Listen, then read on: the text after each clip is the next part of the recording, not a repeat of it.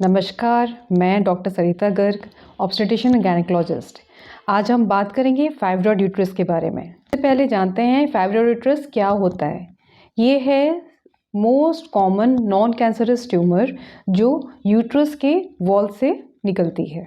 Fibroid एक benign tumour होती है और इसके कैंसरस फॉर्म में कन्वर्ट होना बहुत रेयर चांसेस होते हैं। अभी देखते हैं इसके कितने टाइप्स हैं। यूट्रस का 3 लेयर्स होते हैं। सबसे अंदर की तैर इसको बोलते हैं म्यूकोसल लेयर, सबसे बीच की तैर होती है इसको बोलते हैं इंट्राम्यूरल, और ये बाहर की तैर होती है इसको बोलते हैं सीरोसल। जो फाइब्रॉइड म्यूकस लेयर से निकलती है, म्यूकोसल लेयर के नीचे होती है, दैट इज कॉल्ड ये जैसे दिस इज कॉल्ड सब म्यूकोसल।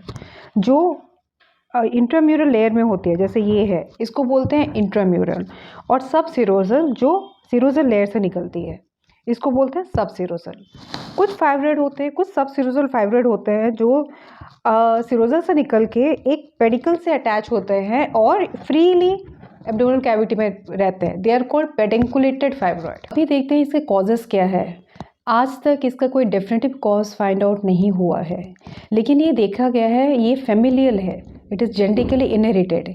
अगर हमारे एंसेस्टर्स को है तो हम भी प्रोन है इसको एक्वायर करने के लिए। Next is it is an estrogen dependent tumour. Normally देखा गया है ये प्रेगनेंसी के दौरान जो फीमेल्स को अगर कोई फाइब्रॉइड है तो प्रेगनेंसी के दौरान ये साइज़ में इंक्रीज़ कर जाता है और आफ्टर डिलीवरी ये अगेन रिग्रेस कर जाता है।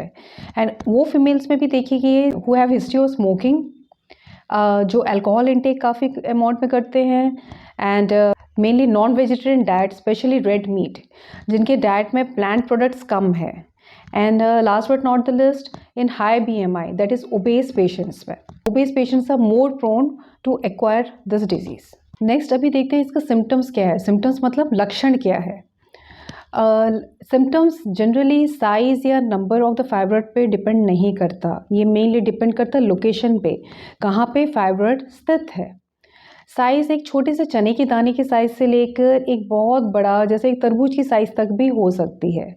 अगर एक बहुत बड़ा हो तो भी पेशेंट्स में देखा गया कि ये पेशेंट्स में जनरली कोई सिम्टम्स नहीं होता। जैसे मैंने आपको पहले बताया, अगर ये फाइब्रॉइड सब म्यूकोसल है, अगर ये सब म्यूकोसल फाइब्रॉइड इवन एक छोटे से चने के भी साइज़ हो तो भी ये बहुत ज़्यादा प्रॉब्लम कर सकता है, जैसे कि एबनॉर्मल पीरियड्स आ सकती है, बहुत हैवी ब्लीडिंग हो सकता है पेशेंट को बार बार ब्लीडिंग हो सकती है, इंटरमिटेंट ब्लीडिंग हो सकती है, पेशेंट को बहुत टाइम तक लंबा समय तक ब्लीडिंग रह सकता है, क्लॉट्स पास हो सकती है।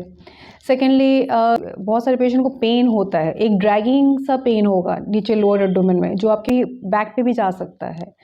थर्डली पेशेंट को प्रेशर सिम्टम्स हो सकती है। प्रेशर सिम्टम्स मतलब अगर फाइब्रॉइड आपके यूरिनरी ब्लैडर को कंप्रेस करता है तो पेशेंट को इनकॉन्टिनेंस हो सकता है, यूरिनरी कंप्लेंट हो सकती है। अगर वो रेक्टम को रेक्टम मतलब जहाँ पे अपना लैट्रिन वाला थैला को अगर प्रेस करता है तो फिर कॉन्स्टिपेशन हो सकती है। और ड्यू टू एडनेक्सल स्ट्रक्चर जैसे साइड वाइज स्ट्रक्चर्स को प्रेस करने के कारण एक ड्रैगिंग सा पेन, एक वेग सा पेन एक नीचे लोअर एब्डोमेन में कंटिन्यूस रहता है। नेक्स्ट इज बहुत सारे पेशेंट जहाँ पे specially the sub mucosal fibroid अगर हो तो फिर उनको इनफर्टिलिटी लेके बहुत पेशेंट्स आते हैं। बहुत पेशेंट्स को कोई सिम्टम्स ही नहीं होता, मोस्टली 50% ऑफ पेशेंट्स ये असिम्टोमेटिक होते हैं। वो हमेशा कोई इंसिडेंटल फाइंडिंग होता है। जब पेशेंट कोई कंप्लेंट लेके आता है and we do a clinical examination और एन अल्ट्रासाउंड, तब ये डायग्नोज होती है। और if the ultrasound is done for some other purpose, कोई और कंप्लेंट से, तो फिर ये इंसिडेंटल फाइंडिंग मोस्टली होती है। अभी अगला हम देखेंगे इसका डायग्नोसिस कैसे करते हैं। जब हमारे पास कोई पेशेंट आता है, फर्स्ट हम उससे क्लिनिकल एग्जामिनेशन करते हैं, then we go for an ultrasound. Basically ultrasound में हम देखते हैं कि क्या साइज़ ऑफ द फाइब्रॉइड है, कहाँ पे स्थित है, कितने नंबर हैं, एंड सर्टन केसेस में जहाँ पे इंडिकेटेड हो हम एक MRI के लिए भी एडवाइस करते हैं। ट्रीटमेंट मेनली डिपेंड करता है कुछ फैक्टर्स पे, like age, symptoms in the sense of severity of the symptoms क्या है, and fertility status of the patient. बहुत पेशेंट्स को कोई ट्रीटमेंट की ज़रूरत नहीं पड़ती जहाँ पे उनको कोई सिम्टम्स नहीं है, जहाँ पे इंसिडेंटल फाइंडिंग था, कोई प्रॉब्लम पेशेंट्स को नहीं है, वो पेशेंट्स को जनरली ट्रीटमेंट की ज़रूरत नहीं पड़ती। ट्रीटमेंट के अंदर हम देखेंगे पहले non hormonal treatment. Non hormonal treatment में हम देते हैं ट्रांसएमिक एसिड या यूरिलिप्रिस्टल या मिफेप्रिस्टल we give, and then we come to the hormonal treatment. Hormonal treatment में हम oral contraceptive pills that is combined pills दी जाती हैं, या मरीना coils insert किया जाता है, या GnRH analogs दी जाती है। Third is surgical treatment. Surgical treatment can be in the form of different things like your, हम एक सिंपल खाली फाइब्रॉइड रिमूव कर सकते हैं जिसको हम बोलते हैं माइमेक्टमी. देन या तो पूरे यूट्रस रिमूव हो सकती है इसमें along with the fibroid.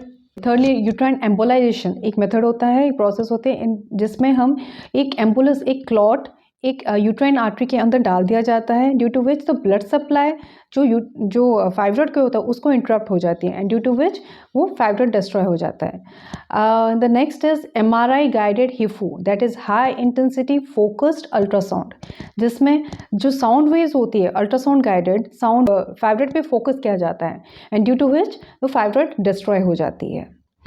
Hysterectomy जो सर्जिकल मेथड्स हैं वो दो तरीके के हो सकते हैं, या तो ओपन हम कर सकते हैं या तो लैप्रोस्कोपिकली. एक क्वेश्चन कॉमनली पेशेंट्स आके पूछते हैं, दैट इज़ कुछ नेचुरली हम कुछ कर सकते हैं जिससे फाइब्रॉइड की ट्रीटमेंट हो सकता है.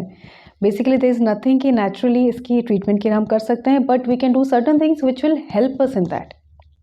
That is we should take iron rich diet, because blood अपने एबनॉर्मल ब्लीडिंग मेंस्ट्रुअल प्रॉब्लम्स के लिए हमारी ब्लड लॉस बहुत होता है, due to which iron rich diet हमें लेनी चाहिए. जैसे कि ग्रीन वेजिटेबल्स हो गया, फ्रूट्स हो गया, नट्स हो गए, दीज ऑल, जैगरी हो गया, आपके डेट्स हो गए, these are rich in iron. Next is we should avoid unprocessed red meat. We should avoid alcohol, we should avoid smoking, then we should avoid again estrogen rich food. Estrogen rich food like processed, any packaged or refined food. Then we should also avoid isoflavones, which is seen mainly in soya products. So soya products हमें avoid करनी चाहिए. हमें plastic packaged water avoid करना चाहिए, because one thing it contains that is called xenoestrogen. We should avoid food additives. And last but not the least, we should keep a check on our weight. That is हमें BMI हमें maintain करनी चाहिए. We should have healthy diet. We should do regular exercises. So these are the things which help us in fibroid uterus. So in case किसी को भी कोई भी problem हो, you do visit your doctor, consult them and get yourself treated accordingly. So be happy, stay safe, stay healthy. Bye bye.